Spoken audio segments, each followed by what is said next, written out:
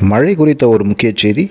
வங்கக்கடலிலே உள்ள காற்றழுத்த தாழ்வு நிலையினுடைய காரணமாக சென்னையின் மற்றும் வட தமிழ்நாட்டில் பல பகுதிகளிலே கனத்த மழை பெய்து வருகிறது. சென்னையில் இன்று காலையிலிருந்து விட்டு மிக கனத்த மழை பெய்து வருகிறது. தாழ்வான பகுதிகளிலே வெள்ள நீர் சூழ்ந்திருப்பதாக தகவல்கள் வருகின்றன. அது மட்டுமன்றி பூண்டி ஏரி நிரம்ப இருப்பதாலே பூண்டி ஏரியிலிருந்து நீர் திறந்து விடப்படும் என்பதாலே சென்னையின் சில பகுதிகளுக்கு வெள்ள அபாய எச்சரிக்கை விடுக்கப்பட்டிருப்பதாகவும் செய்திகள் வந்திருக்கின்றன. இந்த மழை இன்று மாலை வரை தொடரும் அல்லது நாளை காலையோடு முடிவடையும் என்று சொல்லப்படுகிறது.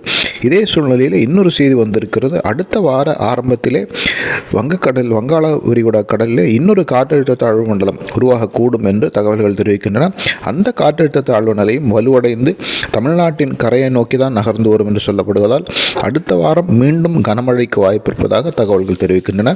பொறுத்திருந்து பார்க்க வேண்டும். வடகிழக்கு பருவமழை தமிழ்நாட்டில் தீவிரமடைந்திருக்கிறது.